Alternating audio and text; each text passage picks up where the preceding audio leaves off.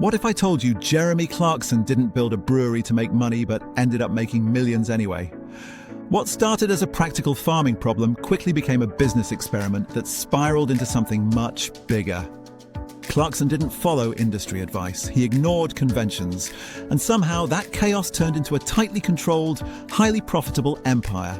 To some, it's genius. To others, it's provocation disguised as business. Either way, it changed the conversation around British beer and farming forever.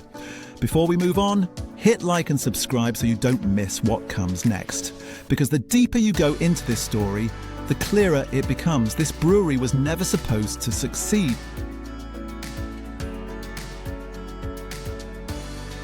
In 2019, when Jeremy Clarkson bought 1,000 acres in the Cotswolds and announced he was going to farm them properly, almost nobody believed him. This wasn't meant to be a storyline. He insisted no camera tricks, no celebrity shortcuts, just mud, weather, debt, and risk. The problem was, his reputation preceded him. To the farming community, he was a television presenter playing dress-up. To planners and officials, he was a media headache waiting to happen. Even friends assumed it would last a season or two, maybe make for good television, then quietly disappear.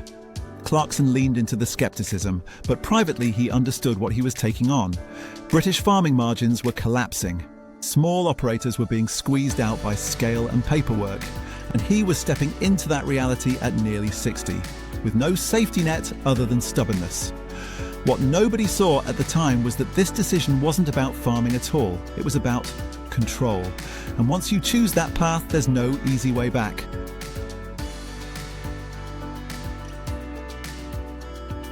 By the summer of 2020, the farm delivered its first real success. A full barley harvest, nearly 1,000 acres planted, harvested and stored. On paper, it was a win. In practice, it was a disaster. Clarkson discovered the uncomfortable truth most arable farmers know by heart. Growing the crop is the easy part. Selling it is where you lose your shirt. The major maltsters weren't interested. The batches were too small. The supplier wasn't established. One buyer reportedly offered prices so low they wouldn't even cover fuel costs. His farm manager, Caleb Cooper, ran the numbers and didn't sugarcoat it. Every ton sold would lose money. The grain sat there clean, dry and worthless. For many, that's the moment you write it off as an expensive lesson. But standing in a drafty tractor shed surrounded by barley no one wanted, Clarkson realised he'd stumbled into the exact trap small British farmers fall into every year: produce without power.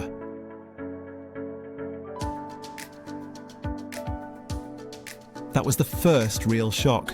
It wasn't incompetence that was killing small farms, it was structure. The system rewarded volume, not quality, scale, not care. Clarkson began to understand that farming wasn't failing because people didn't work hard enough, but because the rules had been written for someone else. Planning laws, distribution contracts, pricing mechanisms, all designed for industrial agriculture. If you were small, local and independent, you were invisible. That realization changed the tone of the project. This wasn't a vanity experiment anymore, it was personal. The farm wasn't underperforming, it was being filtered out. And once Clarkson understood that, the question stopped being, how do I sell this barley? And became, how do I escape this system entirely? The answer didn't arrive fully formed, but it arrived with a pint.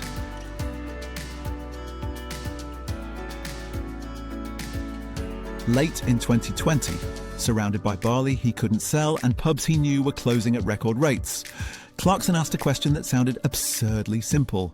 Why sell barley at all? Why not turn it into beer? Not a gimmick, not a celebrity label. Just proper British beer, made from his own grain, sold directly to people who still cared. It was a stubborn idea, born more out of frustration than strategy. He'd been drinking beer for 5 decades. He understood pubs, taste, and tradition better than spreadsheets. The logic was crude but compelling. If the market wouldn't value the raw product, maybe it would value the finished one. That single decision quietly bypassed merchants, buyers, and contracts. It also dragged him into an entirely new war, one involving planning permission, alcohol licensing, and local councils. But at that moment, none of that mattered. The idea existed, and once it did, it refused to go away.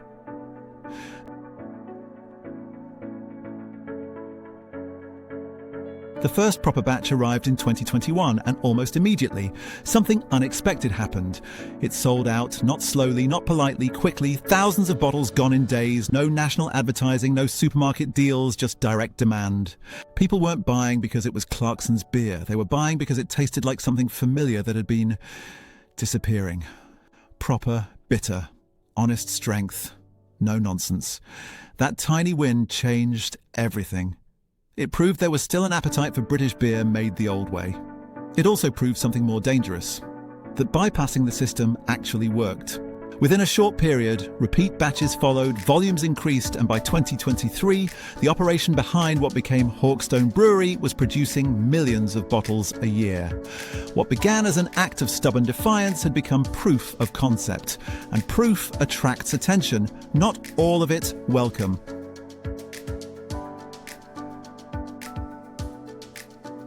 By late 2021, just as momentum began to build, the system pushed back hard. Brewing beer, it turned out, was the easy part. Keeping it legal was something else entirely. Planning officers appeared with clipboards. Councils questioned change of use permissions. Environmental impact assessments were demanded for what Clarkson saw as a modest rural operation. Every step forward triggered a letter, a form, or a delay. What had started as a way to survive the market now looked like a regulatory maze designed to exhaust anyone without deep pockets or patience. Production was capped, expansion stalled. The same system that had ignored his barley was now obsessing over his brewery. And for the first time, Clarkson faced the real possibility that the idea might die not because it didn't work, but because it worked too well.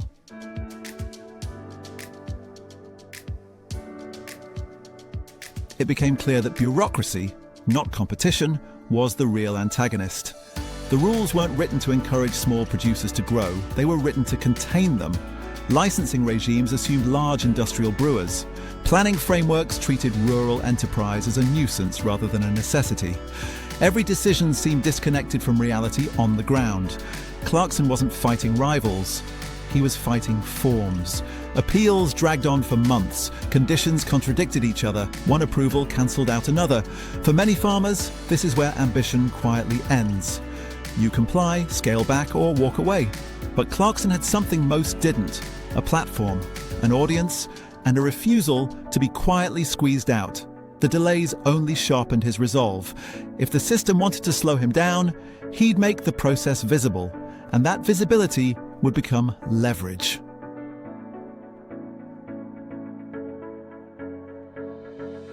By 2022, frustration had hardened into fuel. Instead of softening the idea to fit the system, Clarkson doubled down on doing it his way. If planners wanted limits, he found efficiencies. If distribution channels were blocked, he went direct. Hawkstone stopped behaving like a traditional brewery and started acting like a farmer-led operation with a brewery attached. Shorter supply chains, fewer middlemen, faster feedback. It wasn't elegant, but it was effective. Each obstacle forced a workaround, and each workaround made the business more resilient. What began as irritation evolved into strategy. The brewery didn't grow despite the pressure. It grew because of it. And slowly, a different kind of operation took shape.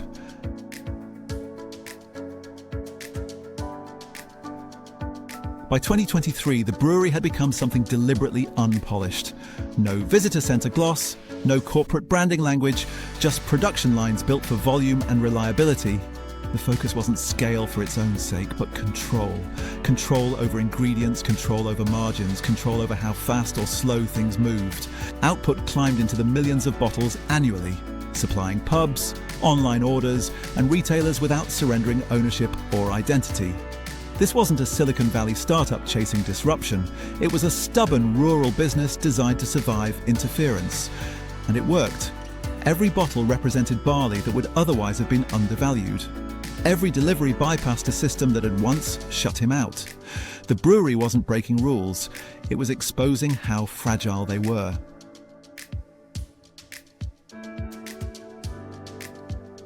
The brand that emerged wasn't focus grouped or softened for mass appeal. Hawkstone sounded blunt because it was. The packaging avoided gimmicks. The tone was unapologetically British. In a market saturated with craft beer theatrics, this felt almost confrontational. And that was the point. By 2024, sales data showed the effect. Winter releases drove a reported 40% year-on-year sales increase in the first 2 months alone. Demand wasn't being manufactured, it was being rediscovered. People weren't just buying beer, they were buying into the idea that something local, practical, and slightly defiant could still win. What started as a way to sell unwanted barley had become a brand people actively sought out. And success, once again, was about to change the nature of the fight.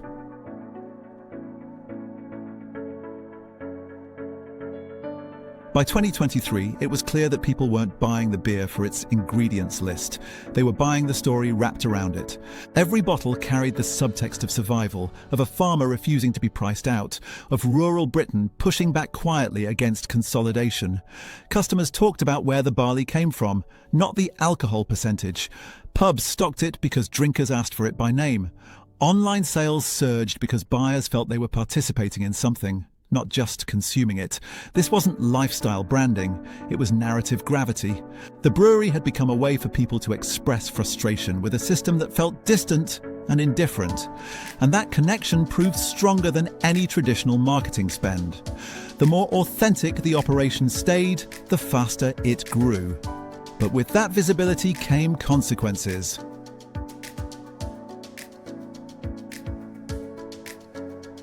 By early 2024, growth forced decisions that Clarkson never intended to face. Production volumes climbed into the tens of millions of bottles annually. Distribution widened, revenues surged.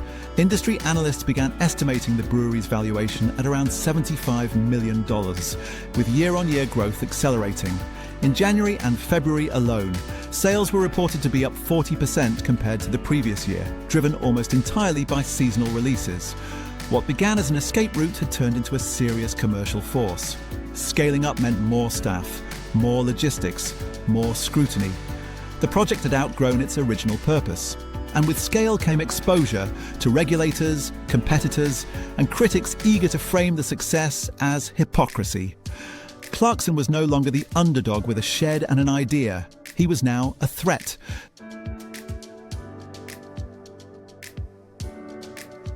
Success attracts attention, and attention attracts resistance.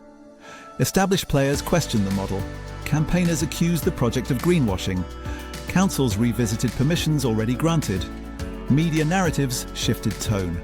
The same visibility that had fueled growth now invited suspicion. For Clarkson, this was familiar territory. Public opinion had always been volatile, but this was different. This wasn't about personality, it was about precedent. If one farmer could bypass the system and win, others might follow. And that possibility unsettled people invested in keeping things as they were. The brewery wasn't just selling beer anymore, it was challenging assumptions about who gets to succeed.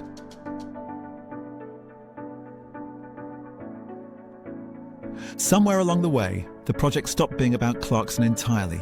Farmers referenced it in meetings. Small producers cited it as proof that alternatives existed. The brewery had become shorthand for a broader frustration, that British agriculture was being hollowed out by scale and paperwork. It wasn't perfect, it wasn't replicable for everyone, but it was visible. And visibility matters. For the first time, the conversation shifted from nostalgia about rural decline to arguments about structural change. That shift alone made the project bigger than its balance sheet, and it raised an uncomfortable question for policymakers.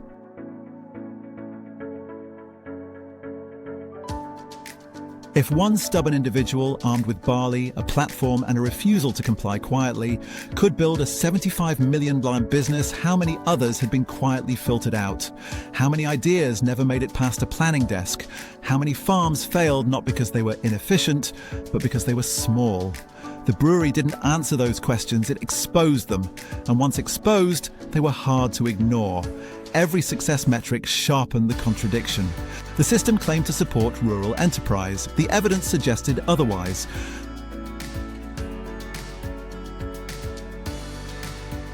The story doesn't end with beer. The brewery was never the destination, it was the opening move.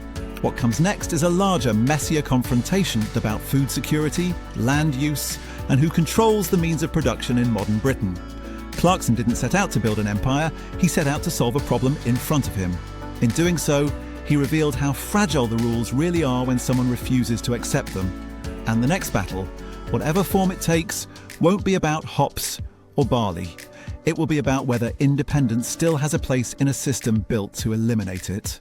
What began as a mock decision by a television presenter became something far more unsettling proof that a single, stubborn individual could outmaneuver a system designed to keep people small.